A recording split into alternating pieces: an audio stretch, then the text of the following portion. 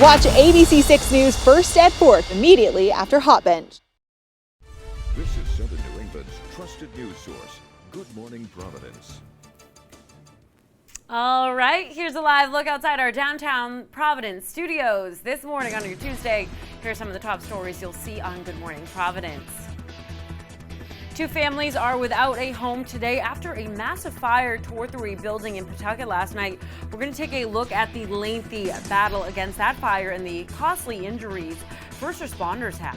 Plus, a husband and wife duo in trouble with the law. The series of events that led up to a Bedford police officer being dragged by a suspect.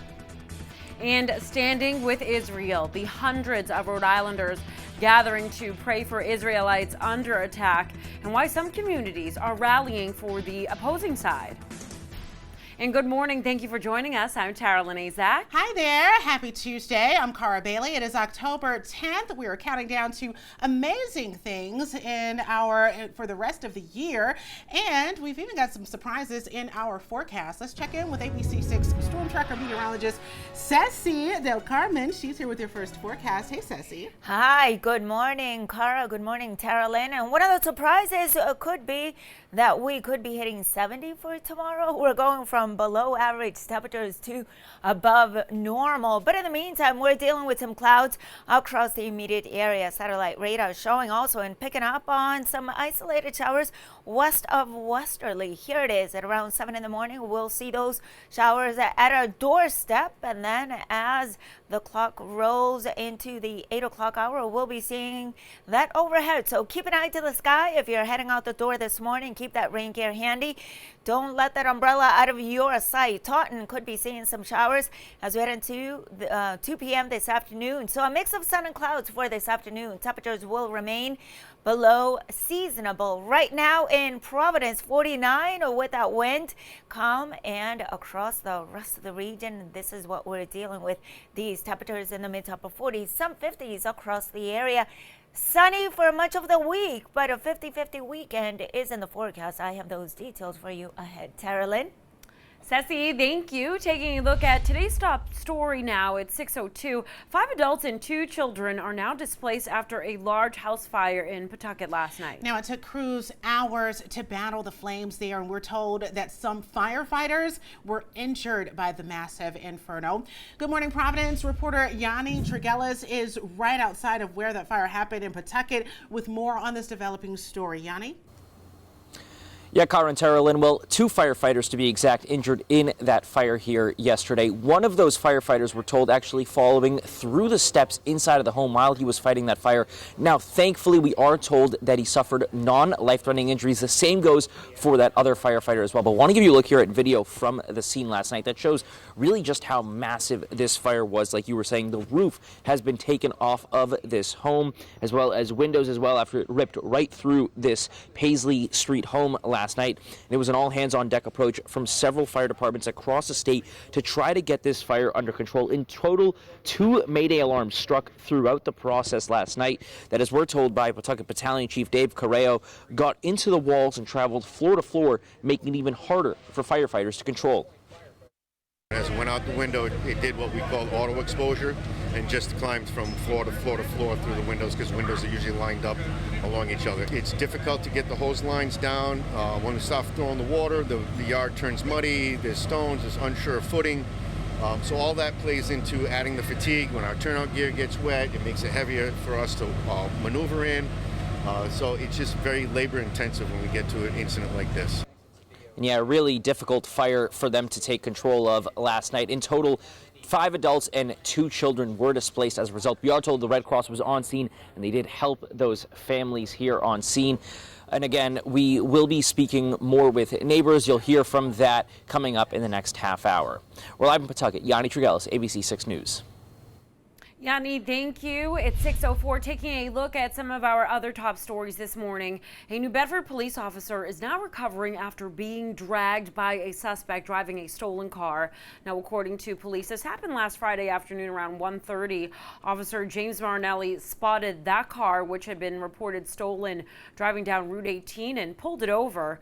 The woman driving the car, 38-year-old Kendra Blackner, got out, but her husband took the wheel and pulled off while Marinelli tried to stop him. Now, the officer was dragged about 90 feet, and the car was later found abandoned. Kendra Blackner has been charged, while cops are still looking for Todd Blackner. It's 6:05 this morning. ABC 6 is working hard to bring you the latest information on this developing story. You can see a heavy police presence in the Federal Hill area of Providence last night. Take a look. Our crews were able to get on scene while those police were there. You can see a couple of patrol cars in that area, at least one policeman standing by there. This was around 11 o'clock last night. Now, police on scene were unable to immediately confirm what prompted their response, but they did say that they would release details later today. We have reached out to them since, and we'll keep you updated both on air and online as more information becomes available. Officials at Fitchburg State University in Massachusetts are investigating after a student reported being sexually assaulted on campus. According to authorities, the assault took place on the morning of October 4th in the campus library. The victim says she was approached by a man who started a conversation with her before trying to touch her, which then escalated to the assault. Several other women have since come forward about encounters with a man with a similar description. In East Providence, police are looking for your help finding two people accused of larceny. Now, police say these two on your screen are accused of stealing an employee's belongings and other items from the Walgreens on Newport Avenue. They say the thefts happened last Wednesday, October 4th, around 4:30.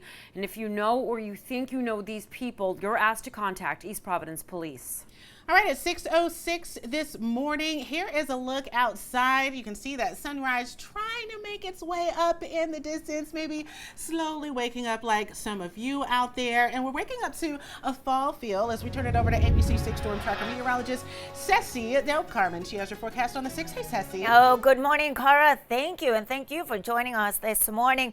We're looking at those temperatures on the coolish side for right now. Providence 49, and that wind calm, those dew points in the mid 40s. So here it is. Today, we may have to take a rain check on that sunrise. 6:52, sun setting at 6:13. We'll see a mix of sun and clouds as we head into the afternoon. But yes, if you can snap some of those photos this morning or throughout the day, that would be fabulous, and share them on with us.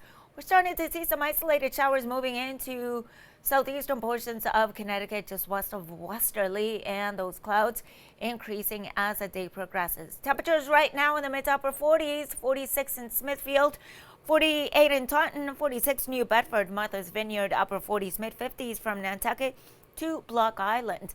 Providence hour by hour, here it is, those sun and clouds as we head into the afternoon. Temperature topping out in the lower 60s for this afternoon. 66 should be the normal high. Tomorrow, it will be a completely different story. So the highs today across the board, a few degrees shy of where we should be.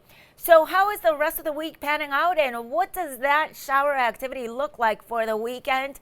I have all of that for you ahead. Tara Lynn.